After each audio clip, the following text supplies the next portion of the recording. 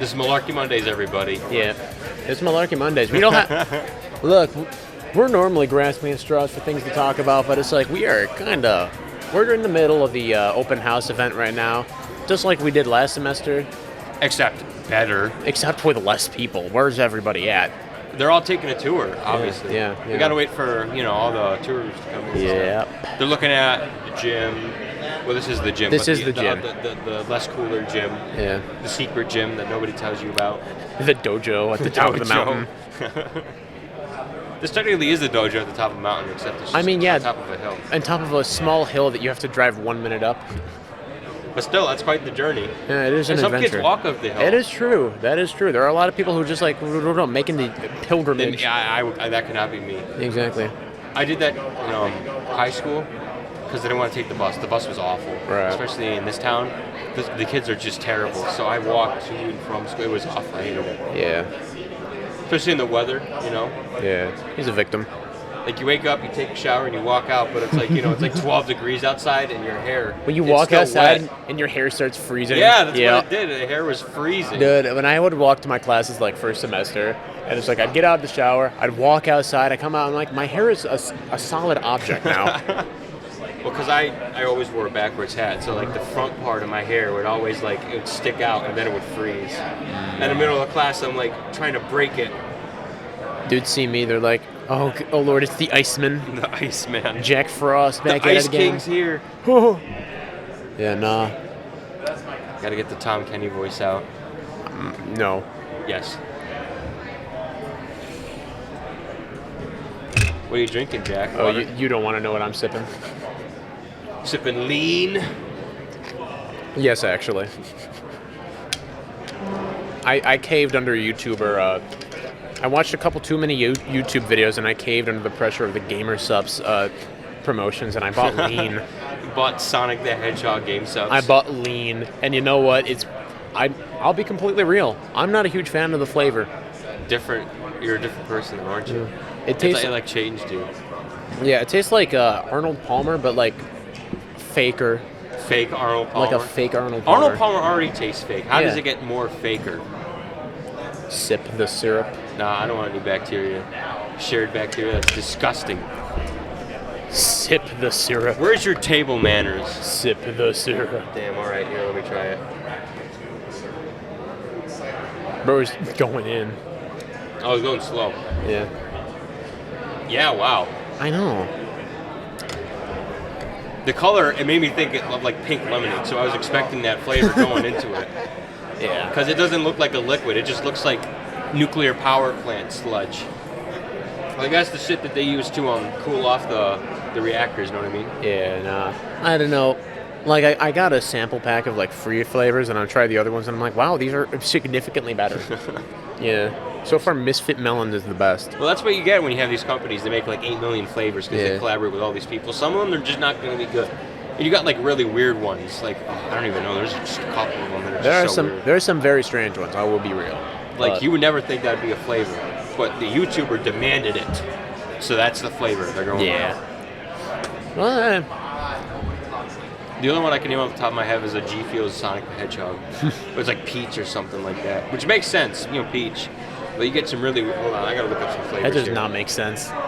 Sonic and peach, that is a unholy shit. Because like the peach rings, and Sonic, he's known for it should have been rings. It should have been chili dog flavored. Chili dog flavor? That'd be disgusting. That'd be incredible. Drinking chili dog? Yeah.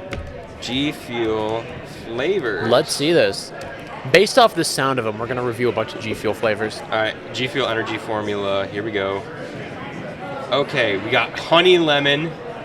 That sounds tropical blood orange, coconut pineapple orange, okay. Strawberry passion fruit. Okay.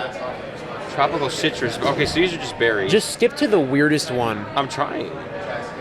Here, Find me something. View all. Double Demon Tub Bundle. What? Spicy and sour lemonade. Buy that. It's $65. There's no way I'm buying that. Club funds. Tart fruit punch. Watermelon mint. Okay, that's it. Oh well. Lemonade. This is just lemonade. Nectarine. apple mango, cactus lime, cherry lollipop, Ramoon melon. What is that? Do you know what a Ramoon? Ramoon. Oh yeah, Ramoon. That's the Japanese, Japanese sodas. Do you ever Japanese have soda. those? That one's gonna be haven't. hype. That one's gonna be tasty. Yeah, here we go. Peach ring candy. That's the Sonic one. Dang. Watermelon, spicy mango, lingonberry. That's the pewter pie one. That's the Lincoln Park That's the one? pewter pie. Blackberry. It's just a lot of fruits, I guess. They tried a lot of the same ground, though. We getting fruity with it. What? It's just a combination of just random berries. Like, you just got, raspberry, you got your melons, it's lemonades, rainbow sherbet. I thought these would be a lot more, wild and out there, but these are kind of tame. Honestly, I'm not shocked. They need, like, that wide appeal. Yeah, exactly. You got to get, like, the Japanese. You ever hear, like, Japanese candy? Those are wild. Like, the Kit Kat flavors they got. Kit Kat flavors. We should do a Japan episode. Yeah, we go to Tokyo, Japan. Malarkey Mondays in Japan, dude. We should do that. That'd be hype. Kit Kat flavors. Japan. They make some really weird flavors over there, with especially Kit Kats. Oh, yeah. For some reason, they just love Kit Kats over there. If you're ever in another country, go to the American section of a shopping mall. You're going to find some insane stuff. All right, they got graham cracker flavor, matcha, whole wheat. That's the graham one. Deep matcha strawberry. Look up American food in Japan. American food in Japan. Actually, there's one bar in Tokyo. I don't know where it is, but it's called the Drunken Clam. You ever heard of it? Oh. Yeah. American food in Japan. Okay, here we go. We got this. And you go in there. It's owned by I think a Brazilian. Like Peter Griffin. Yeah, it's got Peter Griffin painted all over the place. Oh, yeah. That's like the 10 best American restaurants in Tokyo, updated 2024. Thank God. That's for our trip later this month. Hard Rock Cafe, thank God. Oh. Do they have a Texas Roadhouse? Burger Kitchen Chatty Chatty, that's what it's called. Let's go. That just sounds hype. There are 2 places they're just called New York. You got New York Grill, New York Deli. Another Hard Rock Cafe. Hard Rock is not that good, I'll be real. I've never been to one, but they don't look very appealing. I went to one last week during break, and I got the messy burger. No. It's kind of like one of those one of those places where you get like a $30 burger. Yeah. It tastes like a burger you could get for like $10. That you could make better. Yeah, you could make better. Anyone can make better. The messy burger was so like mediocre, and it's like I'm like, wow. I don't know. They just throw like random words with this. Burger Mania. Oh, they got an Outback. Hey, that's more than we can say here in CNY. Brozers. A what? Henry's Burger, and a Japanese word after it. Honestly, all you need to do is just say burger, and then like just a random string of Japanese text, and I'll go to it. Basically. Like, I just need to know there's a burger there. You got a burger? That's all we need. That's all the previous information. Yes, sir. Martini Burger. Sounds good. McLean. Right there. McLean. Yes. Me and the boys, we're going to McLean right now. You McLeaning tonight, or? What Mick they lean? Oh, they really love KFC there. Did you know that? Yeah, no, that's like... Go to a Japanese Christmas party. It is just KFC. One of the things I really like down there is just like American fast food places, which over here they're kind of vilified, right? Like people say it's unhealthy, but then the Japanese, they'll just like, oh, that's McDonald's. That's a good place. I love it. People say they're unhealthy, implying that they're not. I got a funny story actually that relates kind of to McDonald's. So you know Donald Trump, right? No. No, you don't? All right, well, I'll make it even funnier. So Donald Trump in the 90s, he went to Tokyo, Japan. I don't know what it was for, maybe for a business trip. But he hated Japan when he went there. He hated the food, he hated the people, the culture, everything. So one of the first nights he was there, he's walking around and he's like, what are these places? I don't want to eat any of these places. These places look disgusting. He has like a dinner with these Japanese businessmen, and they serve sushi because obviously they love sushi down there. And he's like, I don't want to eat raw fish. That's disgusting. He doesn't eat anything. He actually leaves the business meeting, leaving all these Japanese businessmen pissed off. and his associates have to deal with the fallout of it. And after that, he goes to a McDonald's and has lunch there. That's the only thing he eats, by the way, there in Japan, is McDonald's, because he doesn't mind eating anything else. And then he's walking around, I think it's like a temple, and he goes to one of his partners. He's like, I want to talk to the Emperor of Japan. I want to see him. I want to speak to him. And the Emperor of Japan, he does not know who this guy is. He has no idea who Donald Trump is. And this is the 90s, mind you. So, like, Donald Trump, he was still just like a businessman. So he gets a letter from Donald Trump saying he wants to meet with him.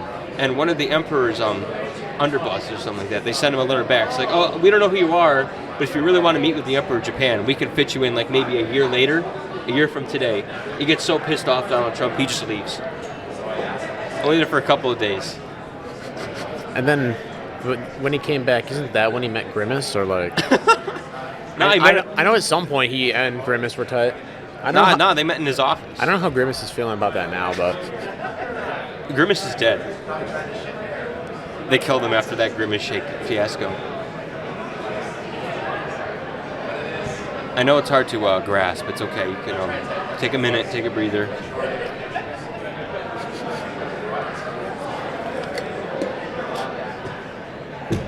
It's purple, like. Poor Grimace. I feel bad for what happened. He shot too hard, he shot too high, Yeah. McDonald's, they're all about cheapness, but the $1 Big and Tasty, that was too far. They tried it once, and they just killed him in cold blood. It's still kind of dead here. Wow. Dude, seriously, like, that is what I'm trying to say. Like, nice catch. jump scare. Did any of it spill over? No. That's good. I'm nice like That's that. good. I'm like that. But yeah, no, it is actually like deceased in here. Like we've been trying to keep the conversation going, but it's like, what is there? There's nobody. There's absolutely nothing. It's supposed to go on for another hour, and it's like we got nobody coming in here. And it's very depressing. It is. Nobody wants to see colleges anymore. I mean, these people are like forced to go, aren't they? Yeah. Like, at least if you're going to visit independently, you're here on your own volition. But these high schoolers, like, they don't get a choice. They just come here, right? Yeah. The principal walks up, like, hey guys, where do you want to go today? Home. No, you're going to Herkimer. Let's go, guys. And they just hop on a bus and they just go here. Yeah, no, like, I'll be real. I don't blame them. I don't want to go to college anymore, and I'm in college, Like, after I finish here with my associates, I think I'm done. You're done? I think so.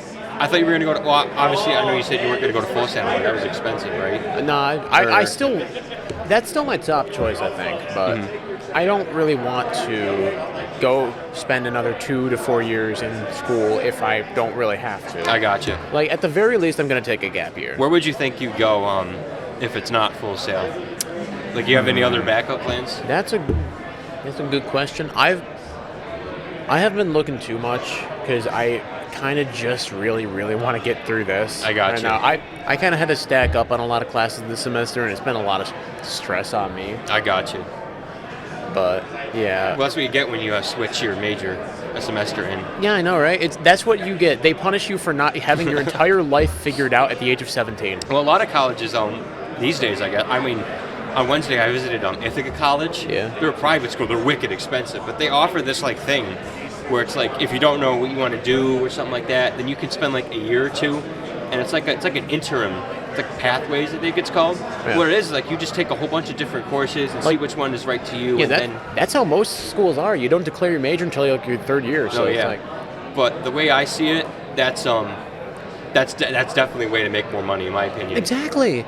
You go there, you're like, all right, here's all the options. What do you want to do? Well, cool.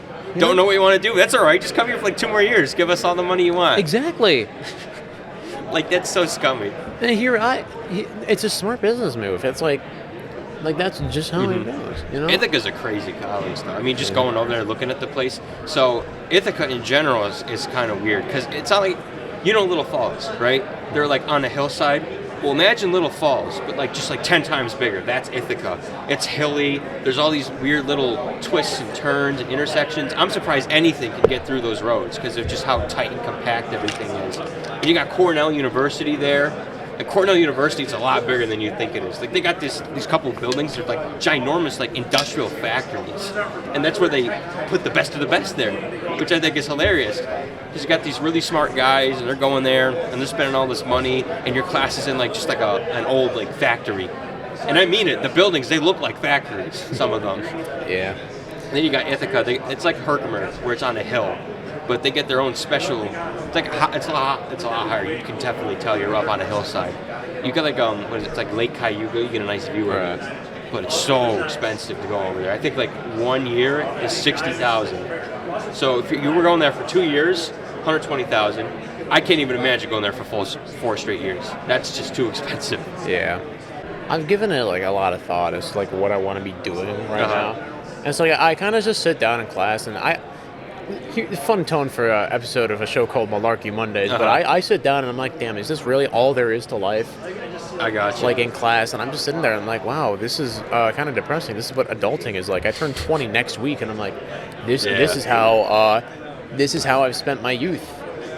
I've been going over. I've had a little struggle with that recently because the project I've been working on this whole semester. It's kind of going down the shitter. Yeah, it's not been going very well, and I almost like I have to restart it just to get it off the ground, kind of, because I've only got like a minute of it filmed. Yeah. And all the actors I only have a couple actors, and their schedules are busy. I'm not going to blame them for having a busy schedule, but it really frustrates me. So I'm like, that's it. We're still halfway through. I still got plenty of time. I'll just restart, rework it. And I kind of had a little epiphany. It's like, do I really want to be getting into film? Because that's what I want to get into is film. Because if I can't organize a small project like this, can I organize anything? So I'm like, I'm stuck between broadcasting and film, because I've been working in broadcasting for a while now, like 2 years. So I know I could do broadcasting. But then when I was going to Oswego, I was visiting there, and that's where I'm going to go after I'm done with Herkimer. I'm like, well, you know what? Let's do film. And Oswego, they have these different, we have the RTV club here, but it's more like, a content production group more than anything. They have an actual, TV group, and they got a separate radio group. And they got all these different things. So I'm like, I'll just do all those different clubs and groups while at the same time majoring in film. You could major in 2 different things in one. So I'm going to major in both, probably one, broadcasting or film. Or I might major in film and just minor in broadcasting. Because if I majored in both of them, I'd have to take both classes at the same time. That'd be a lot of effort just for nothing. So that's kind of the route I'm going right now, I suppose. Because, the way I want to go about it is, right now I'm working on my project, my movie. Mm-hmm. Organizing, it was harder in the beginning, but nowadays now that I'm, getting a better hang of it, I worked with my friend who's been doing this stuff. He has, a lot of really expensive camera equipment, so we sort of sat down. We got to working about a month ago now and shot 2 scenes, and I came to understand a lot more about the process of making a movie than I had beforehand. And it's like, I had this sort of childlike, all right, so I just say thing and thing's going to happen. No, if you're directing, you need to understand how to talk to people, understand how to communicate. This is the idea I want to get across. This is how I want to communicate it. Yep. And it's a lot of working with people, a lot of getting on their level, something I know how to do. I've done it before. I have experience doing that. Mm-hmm. But it's it's on a way bigger scale, because you have to teach. You almost have to teach people how to do their job. Yeah. And it's not the worst thing ever. I'll say that. It's a challenge and it's a lot of work, but it's something I can realistically see myself doing in the future. That's the one thing. Yeah, definitely. 100%. It's just a lot of work and a lot of effort that I wasn't properly prepared for. I don't think I'm still prepared for it, but I want to get this movie made. Yeah. I know for a fact I'm not finishing it by the end of the semester. We're going to be filming again next week, the week of the upload, the Friday of. Yeah. And after that, we're going to have all of Act 1 filmed. Mm-hmm. So that's what I'm going to turn in. I'm going to turn in Act 1. I'm going to edit a short teaser to go with it. I'm going to do that. I'm going to turn that in. I'll be all right, cool. Summertime, that's when I lock in. That's when I'm going to get the whole project done. I'm going to go serious mode. And then after that, I will get a job. After that, I will get a full-time, real job with my degree, with my experience, and I'll look around and I'll say from there, all right, here we go. I want to do writing and YouTube stuff on the side, as a hobby, because I do genuinely enjoy it. Video editing is what I would say is my most marketable skill right now. Yeah, definitely. That is what I'm the best at. That is what I have the most experience with and the most like continued drive to keep going with. I'm kind of in the same boat. I've been editing a lot of videos pretty much since I was like 11, 12. I mean, the first attempts were really bad. Oh, but, yeah. Once you get, over it and stuff, you start to really get the hang of it. Once you, like, back when I started, when I was like 14, and I thought the way you'd cut a scene is you just hit pause on your camera app. Uh-huh. It was not good content I was making, obviously. Uh-huh. But it's like, you keep going, you keep doing it, and it's like, by the time I learned how to like, use a proper editor, my first program was InShot on my phone, which, far from like a professional tier like materials, but first one I had was iMovie on my iPad. Based. When I was like 8, 10, I would just getting random images. They had this like custom make a trailer feature. Yeah. Yeah. Oh, I had a lot of fun with that as a kid. Yep.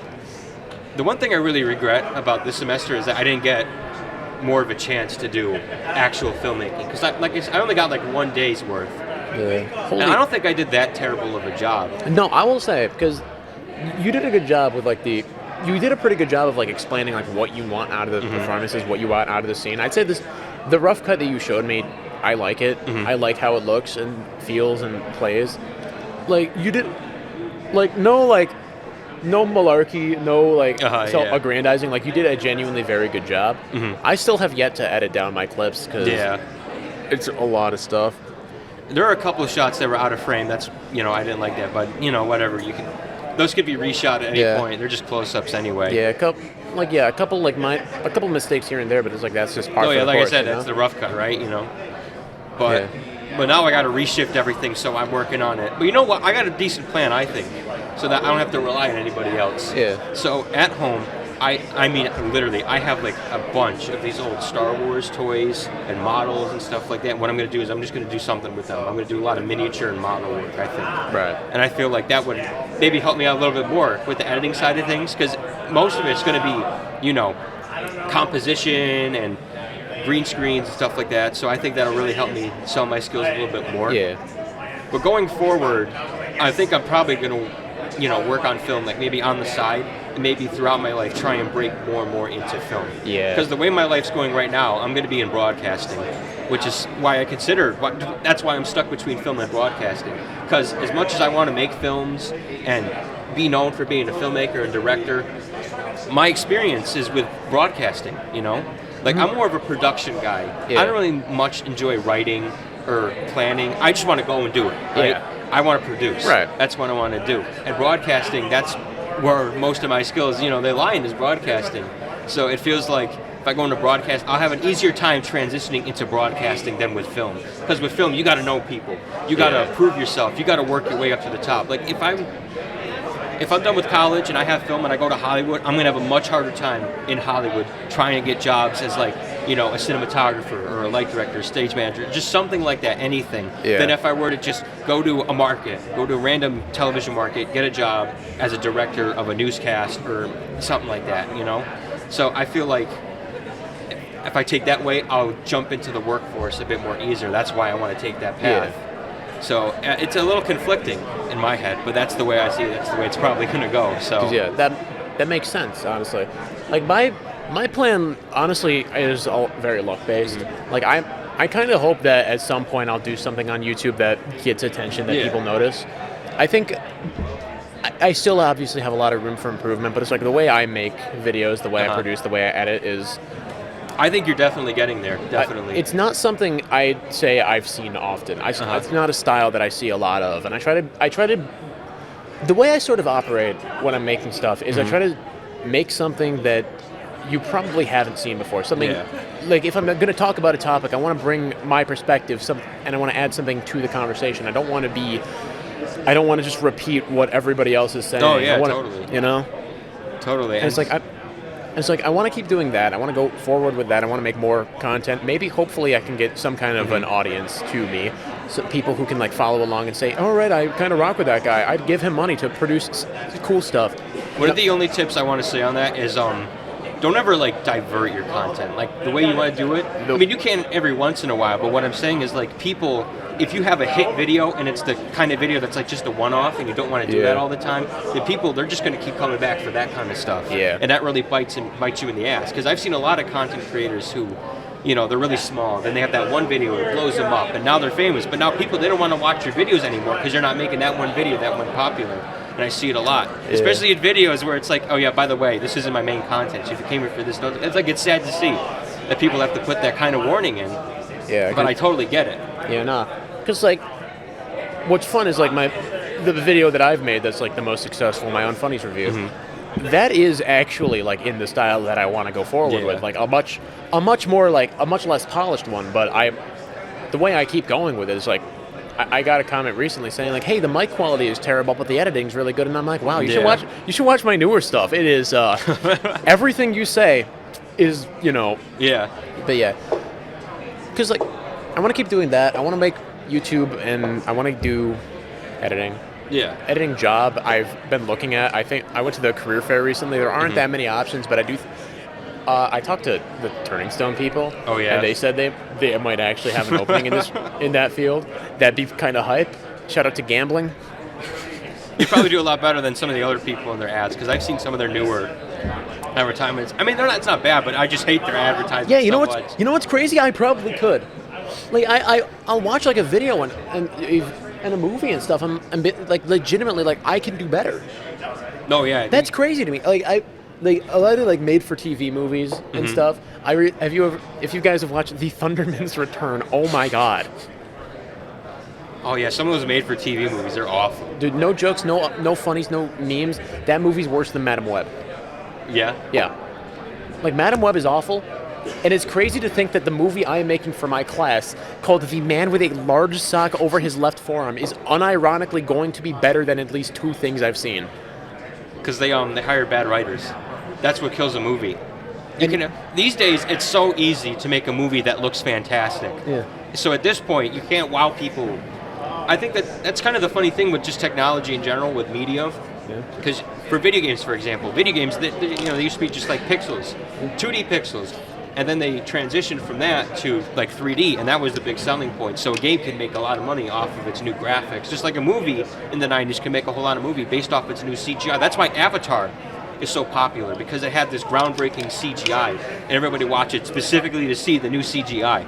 But you take a look at these movies and games objectively, and they're just terrible. But nowadays, everything is so advanced, and people can throw as much money as they want. Yeah. You have to get people with writing, and that's what I think these modern filmmakers, they don't get. Is like, you can have the best looking shots, and the best graphics, and the best, just best everything. But writing, if your writing sucks, you're not going to get very far. You're not going to get people's attention. The world does not work like that anymore. Well, that's what kills me, is like people nowadays, a lot of movies, they're not writing for quality, they're writing for optimization. Yeah. They're writing to like appeal to the widest possible audience, and it's annoying.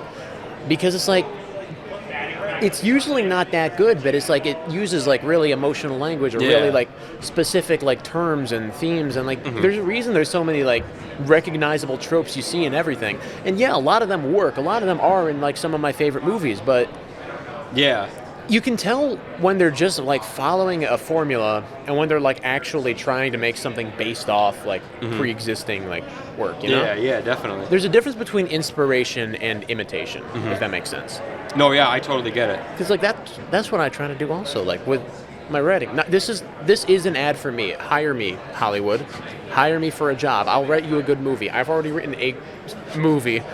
And another thing that really gets me too is they also write it to optimize the budget, which I know is a thing with all movies. I mean, yeah, that's kind of bound to happen with everything. Well, yeah, but especially these big studios, they got all this money, and rather than trying to make a good, they just get the cheapest movie out there possible. Yeah. And instead of like doing something creative, they just use green screens, which makes no sense to me, because you can make a really good movie with some really bad effects. You know what I mean? I forgot his name. I'm trying to look it up right now. But there's this guy, he worked in the movie industry for a really long time. Neil Breen. I don't know if it's Neil Breen. He's actually good. I forget. He's like a really... Anyway, he made a bunch of these low-budget movies. Some of the shots, they looked great. And you would be surprised of how low budget they were. Like, there's this one scene where the guy, he's in a fighter jet. And, Top Gun, right? No. They actually bought, a full, like, F-14 Tomcat. decommissioned from the government, and then they chopped it up so they could use it in stage. What this guy did was he took like a standard office chair, he plopped it, he built a couple of put planks on the sides, made it like a joystick, a game joystick right here, so it looked like he was flying, a fake canopy. And what he did behind this entire thing, he had a big round disc, and it was like a matte painting of like clouds and stuff. So he would move the camera to make it look like he was flying. Right. But at the same time, someone behind would be spinning the wheel. So it would look like he was flying and like, spinning and stuff like that. I got to show you the clip of it because it is actually crazy. That is actually sick. Because this one YouTuber I watched one time, to make like a gore effect for a video, he took a styrofoam mannequin head, right? He hollowed it out and filled it with blood. And his buddy stomped on it in his apartment. It's really funny. Funniest thing I've ever seen. All right, here's his name. His name is Marcus Rothkranz. He's like a really old guy. You wouldn't know him. He's from my day. Well, you wouldn't know that he's like this really old guy, but like he's got this yeah, you can kind of see he's kind of dyed his hair to make it look a bit more youthful. But still, the guy, this is kind of his content. It's like just cameras and stuff like that. But he's been working in the movie industry for a while now. What are you waving at? I'm trying to find the one video I saw. I don't remember. It was like it went over his entire career. Okay, so now he's flying in the air and he's doing loops. Notice the background is turning. Well, guess what that is? That's just a background painting on a 9-foot disc that's being turned on a screw by hand. And then when you hand hold the camera and shake it all up, it actually looks pretty good. He's just sitting in my living room on the floor. All right, well, things haven't been really picking up here, so what do you say we call it a day with this stuff, huh? The quote of the day? Quote of the day is, if you're ever in a coffee shop and you see somebody with a funny pin with a couple letters and it's colorful, run. Damn, that's deep. That hits deep. That's on multiple levels. Like you have to like really sit with that and think about it. Bonus quote of the day: if you go to a coffee shop and the coffee's $9, leave. Run. Yeah. All right. Well, this has been Malarkey Mondays. This has been Malarkey Monday. We gave it a try. Massive turnout. Thank you, everybody, for joining us today. Yes, thank you, everybody. We really appreciate it. Go home. God bless. Yeah, Godspeed America. Later!